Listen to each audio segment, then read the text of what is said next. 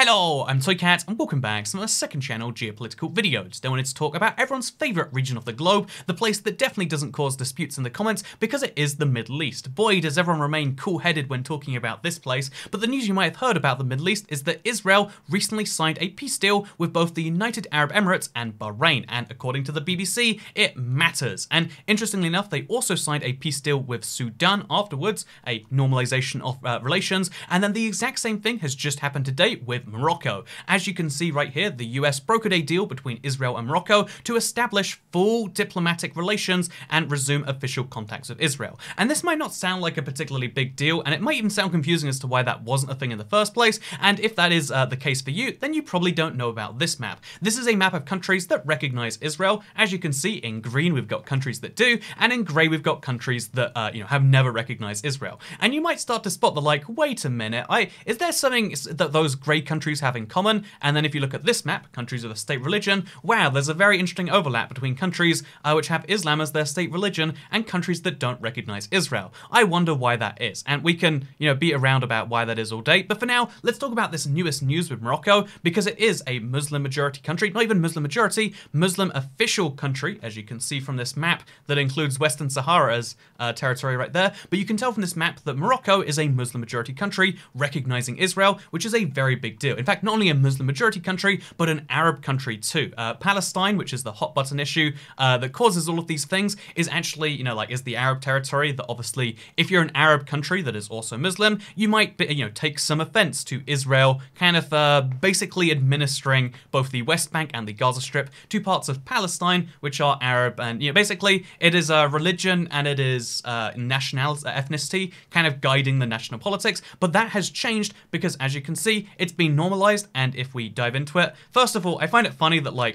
almost any news article that talks about this stuff just has to source Donald Trump's tweets as it's a weird world we live in, that oh yeah, this is how we get the news. We see the president tweet out on Twitter, and interesting enough, you can see it's the fourth country since August alone, in just the last 3 months, to strike a deal to normalize relations with Israel. And interestingly enough, if you look through here, there's the basic explanation for this was the only way to reach this was, they agreed to have some economic cooperation, they agreed to normalize things. In exchange, though, they have to recognize Western Sahara, and in fact, not only is Israel recognizing it, but the US is as well. This is actually kind of huge because Western Sahara is one of those few places in the world, what is it? Is it a country? Who knows? It's an autonomous region of Morocco that believes itself to be independent, but Morocco doesn't, and Morocco has more control of it than the Sahrawi Arab Democratic Republic, and it's a very confusing kind of mess of we just don't talk about it too much because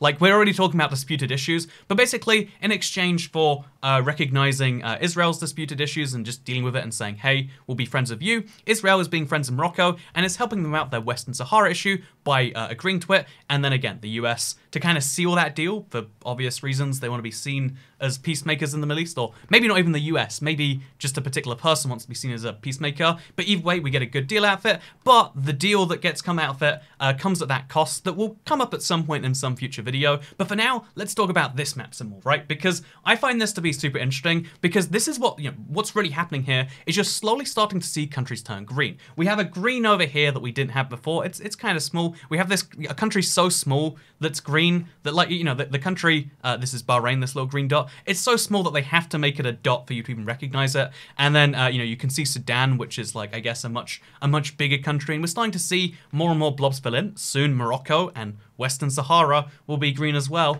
And this is kind of interesting because if you look at the map, you can slowly start to see the waters turning more and more green. Also, you might question so why is Iran purple? And the reason Iran is purple is because they withdrew recognition. And, these days, at one point, Israel and Iran had good relations. And these days, we get quotes like, Israel's obliteration is certain from Iran's supreme leader, which I think, it's an interesting change in the patterns that you start to see right there. But yeah, basically, Iran, there's kind of a Middle East situation happening, which is really interesting to kind of watch, because everyone knows that religion is the kind of king in the Middle East. And you might assume, therefore, that the Muslim majority countries are all ganging up on the one not as Muslim majority country. They're instead ganging up on that Jewish country. Is there even a Jewish option? I guess it's not the official state religion, because I guess they've, there's an interesting little asterisk about Israel for you right there. But interesting enough, like you might assume that religion therefore rules the Middle East, and you'd assume correctly, but you make the one key exception to think that like, oh yeah,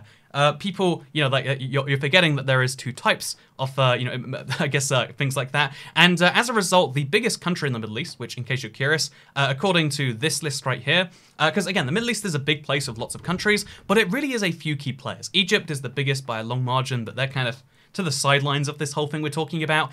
Instead, the two big players are Iran/Iraq and Saudi Arabia. Saudi Arabia might not have as many people as Iraq, but they definitely have made up for that in terms of all the other things going on, land area as well as military stuff. But basically, you have Iran and you have Saudi Arabia, and the kind of Middle East is going down that schism instead. And if you're curious as to why that's the schism, should we go back to the map? Should we go look at it and be like, oh, this is one type of Islam, this is another type of Islam. Maybe we could find a better map perhaps for this exact same thing, and we could go, oh yeah, we got the Sunni majority for the most part in Saudi Arabia, whereas Iran has a Shiite majority, and then Iraq's kind of like torn down the middle, so they don't really.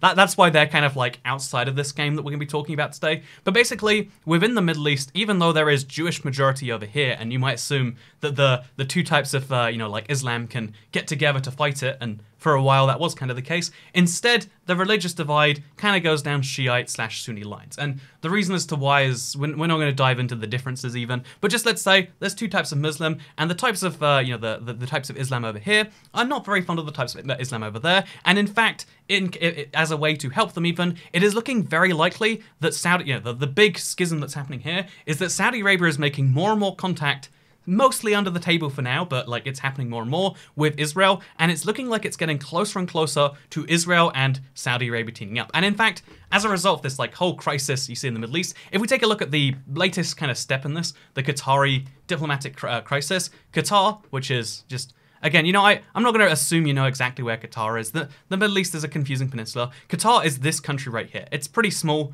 in fact, but Qatar is kind of in the middle. Qatar is more friendly siding with Iran as opposed to Saudi Arabia, their closest ally, and they're not big fans of that. In fact, a lot of the Middle East isn't, because you kind of have two countries you have to follow, and in that crisis, Qatar chose the wrong side, and although they're supported by Iran, all of the rest of the Middle East, which is maybe not on that side, has decided to blockade them. And it's fascinating that they've survived the blockade of pretty much no real long-term impacts. Like it's ongoing, 3.5 years later, and they're still just about fine. I flew into Qatar recently, and they seem to be surviving even during COVID days without being massively destroyed by that. But it's fascinating that really the Middle East is being drawn down two lines, and you'd figure it's religion-based, and you'd be correct to assume it's religion-based, but also you'd make the mistake of thinking that it's down to, because in reality, politics, which comes from religion, is much more important than religion itself. Even though the Shiites and the Sunnis have much more in common than they do of the Jews, despite, they're all Abrahamic religions. So really, they have much bigger problems with the Hindus and the Sikhs over there. But even though they have much bigger issues with, you could argue with each other, with the Jews than with each other, the politics that comes from it is like, disagreeing with Israel doesn't fix its existence. That's something that has been tried and maybe has been failed. But the real, issues that are happening between Iran and Saudi Arabia, the real shaping of this entire region of the world is the thing that's happening. The reason that the US is friends of Saudi Arabia, despite Saudi Arabia being Saudi Arabia, you don't even have to like dive into it. You just have to be like, yeah, they're friends of them despite that. The reason any country has decent relations and funds their weapons and stuff is because the alternative is Iran, which is,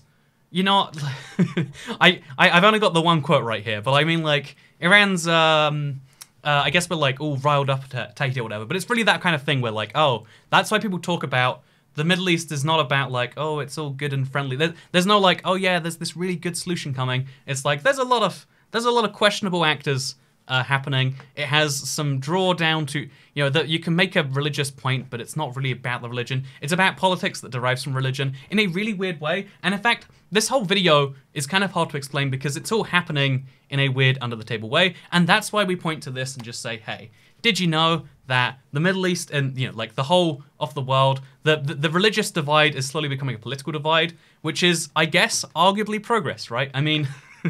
It's, there's meme maps like this that come up all the time, like, oh yeah, Here's Europe 1,000 years ago, too busy with religion. And now it's, you know, like you can make some fun jokes. I don't know why this one particularly points out Poland. Is that like a point to what they're doing with religion these days and, you know, freedoms or whatever? But like, you know, the fact is that if you look at the way things are going, we're kind of changing, which I guess is at the very least good because we're moving a right way from we're using religion as a backdrop now rather than the front drop. And it's interesting because you might think religion has no impact on any of this. Whenever someone tells me it's like, what impact does it really make? It sounds like people making false claims like that. And it's interesting because even though it doesn't really have an impact, look at this map and see like, oh yeah, Eastern Orthodox versus Western Christian. You're like, oh yeah, there is a key difference between how Christianity is East to Western Europe. Even within Western Europe, you can start to see differences of like, oh, yeah, it's actually really hard to work out like, you know, there are Protestant countries and there are Catholic countries.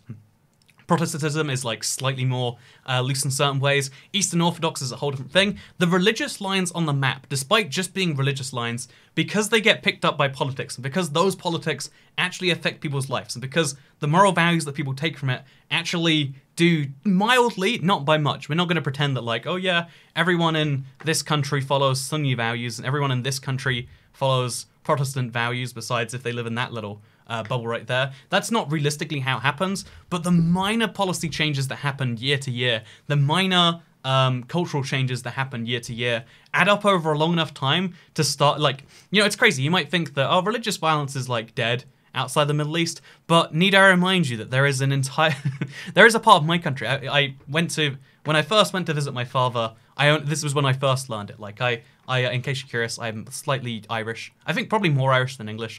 We've got a whole video about my ancestry if you care about that. But Northern Ireland is still very much divided down religious lines. People vote down religious lines. And that sounds insane. That sounds wild. It sounds like there's no way that's true, right?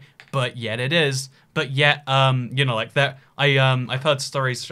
These are just stories at this point, but let's have fun with it anyway. Am I right? But like, you know, stories of like people try to work out, you know, how you say certain words because Protestants say them this way, and we want to make sure you're not a Catholic. And it's fascinating that religion becomes the kind of most obvious factor to point out these deeper divides.